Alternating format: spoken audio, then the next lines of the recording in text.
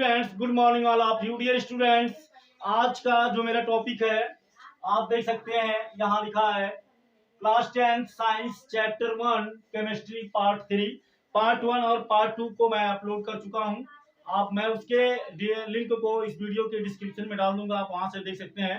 First और second part में आपने पढ़ा अभिक्रिया क्या होती है, अभिक्रिया कितने प्रकार की होती है, ठीक है। उसमें आपने पढ़ा अभिक्रियाएं जो मुख्यतः होती हैं दो प्रकार की होती हैं, नाभिकीय अभिक्रिया, रासायनिक अभिक्रिया। फिर नाभिकीय अभिक्रिया के बारे में आपने जाना, फिर उसके बाद में नाभिकीय अभिक्रिया क्या होती है उसको आपने पढ़ा, जाना, समझा। इसके बाद आपने केमिकल रिएक्शन यानी रासायनिक अभिक्रिया को पढ़ा, अभिक्रियाएं क्यों होती हैं, ठीक है, रासायनिक अभिक्रियाएं क्यों होती हैं ये भी आपने जाना, समीकरण को कैसे बैलेंस करते हैं ये भी आपने जाना।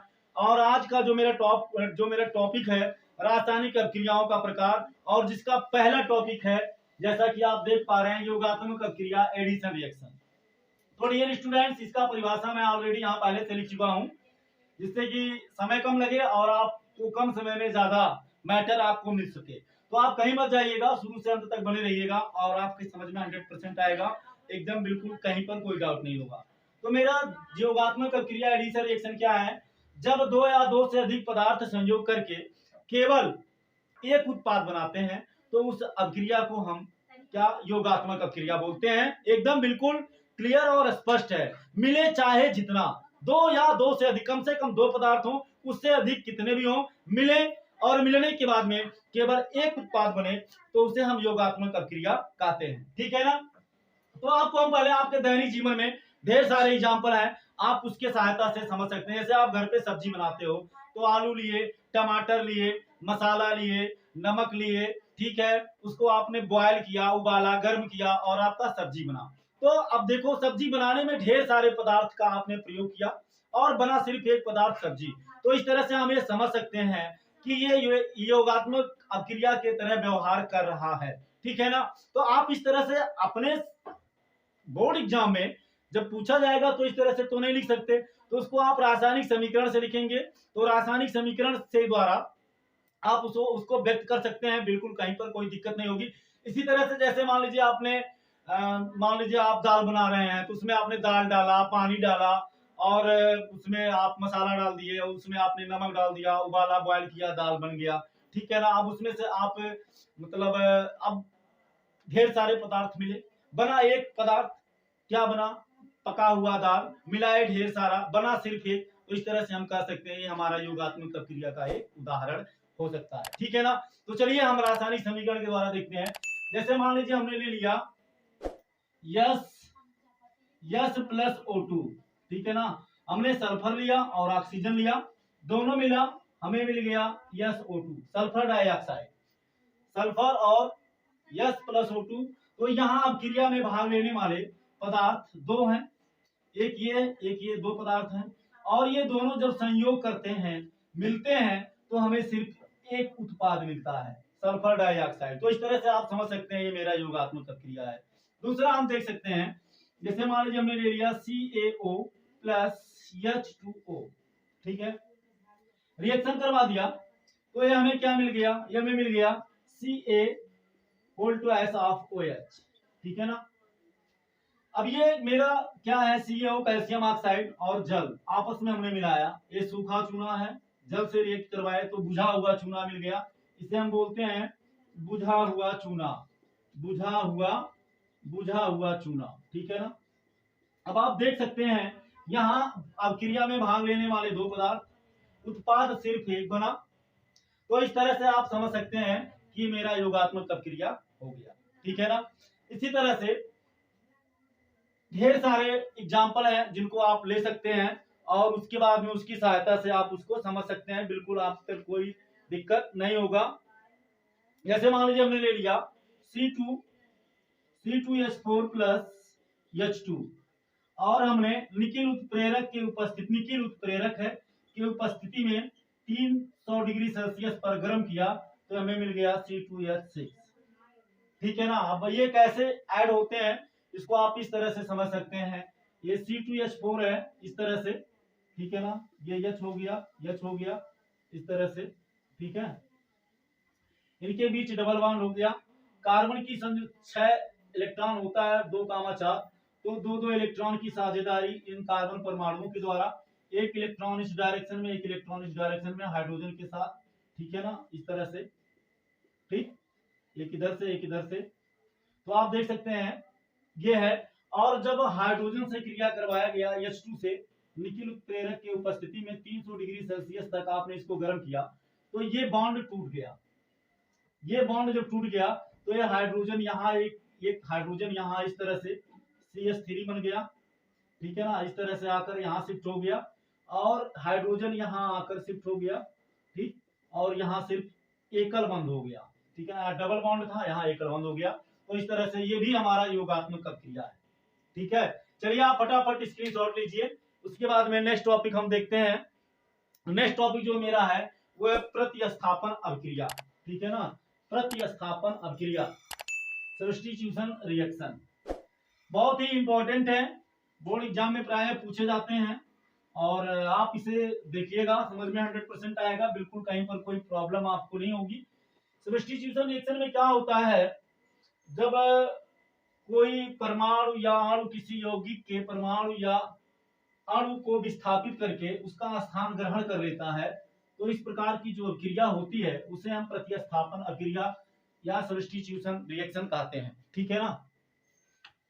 इसमें क्या होता है सब्स्टिट्यूशन रिएक्शन में, पहले हम इसका डिफिनेशन लिख देते हैं, ठीक है ना। प्रतिस्थापन अभिक्रिया जो दूसरा है हमारा टॉपिक, प्रतिस्थापन अभिक्रिया, ठीक है ना, सब्स्टिट्यूशन रिएक्शन, प्रतिस्थापन अभिक्रिया, सब्स्टिट्यूशन रिएक्शन। अब प्रतिस्थापन अभिक्रिया क्या है, जब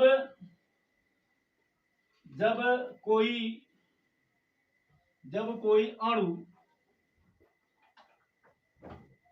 या परमाणु, जब कोई अणु या परमाणु किसी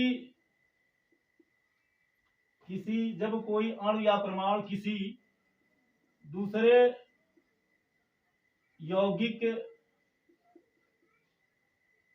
यौगिक में उपस्थित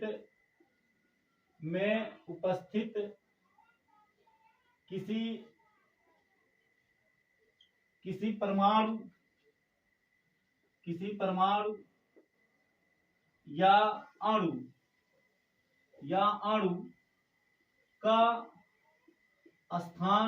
स्थान ग्रहण कर लेते हैं,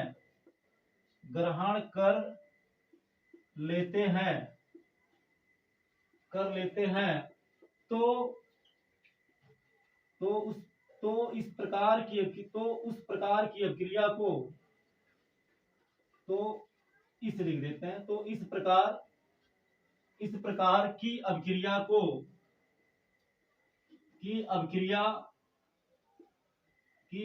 को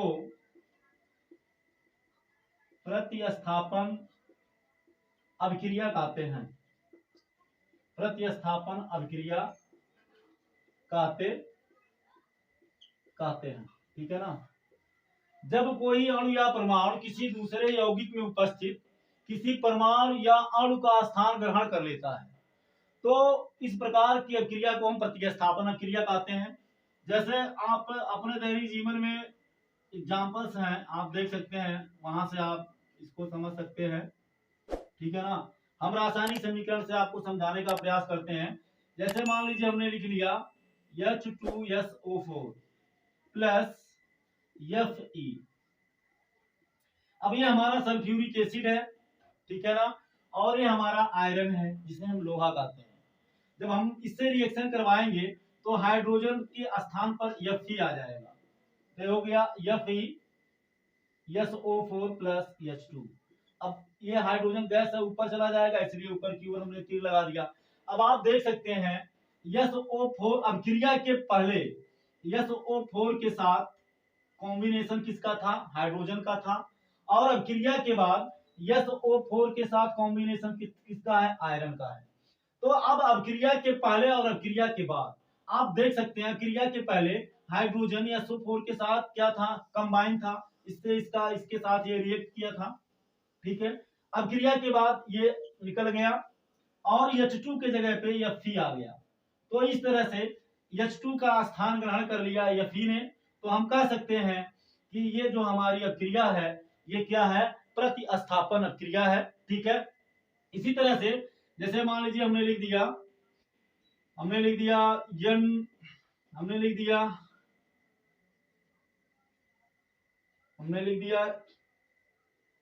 CuCO3 कैल्शियम, ये कॉपर कार्बोनेट। ठीक है, और हमने इसका क्रिया करवा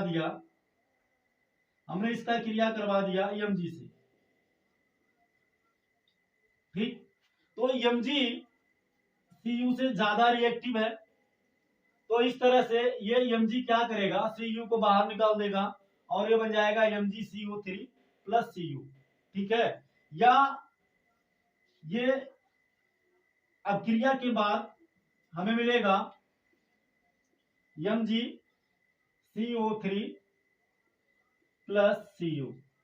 ठीक है, अब आप देख सकते हैं यहां जो अभिक्रिया के पहले Cu CO3 के साथ रिएक्ट था, अभिक्रिया के बाद बाहर हो गया, अर्थात Cu का प्लस किसने ले लिया, CO3 के साथ Cu था और CO3 के साथ Mg है। इस तरह से हम कह सकते हैं कि Cu का स्थान ग्रहण कर लिया Mg ने और Cu हो गया बाहर, तो अर्थात Mg ने Cu को प्रतिस्थापित कर दिया। तो इस तरह से ये जो हमारा रिएक्शन है, अभिक्रिया है, ये क्या हो गया, हमारा प्रतिस्थापन अभिक्रिया का एक उदाहरण हो गया। ठीक है ना, इस तरह से हम एक एग्जांपल और ले लेते हैं। जैसे मान लीजिए हमने लिख दिया CH4 प्लस Cl2। ठीक, अब इसको आप इस तरह से देख सकते हैं, CH4 इस तरह से, यहाँ कुछ नहीं तो हाइड्रोजन है, इसको आप समझ सकते हैं इस तरह से। ठीक है ना, हमने Cl2 से क्रिया कराया, तो आप देख सकते हैं विद्युत क्लोरीन जो है, ठीक है ना, ये इसकी विद्युत ऋणात्मकता अधिक होती है, तो इस वजह से ये जो कार्बन का ये जो नाभिक है यहाँ पर धनायन आ जाएगा और ये आकर के यहाँ जुड़ जाएगा, तो ये बना लेगा CH3Cl प्लस एक हाइड्रोजन परमाणु यहाँ से निकलेगा, एक क्लोरीन यहाँ से निकलेगा, तो बन गया HCl। तो आप देख सकते हैं यहाँ अभिक्रिया के पहले यहाँ 4 हाइड्रोजन परमाणु था और एक हाइड्रोजन परमाणु बाहर आ गया और उस एक हाइड्रोजन परमाणु की जगह पे एक क्लोरीन आ गया। तो इस तरह से ये भी जो हमारी अभिक्रिया है, ये हमारी अभिक्रिया ये यानी इस तरह से बन गया हमारा, ये अभिक्रिया के बाद हमें मिल गया CH3Cl। ठीक है ना, और उसके बाद में प्लस HCl, ये अभिक्रिया के बाद मिलेगा।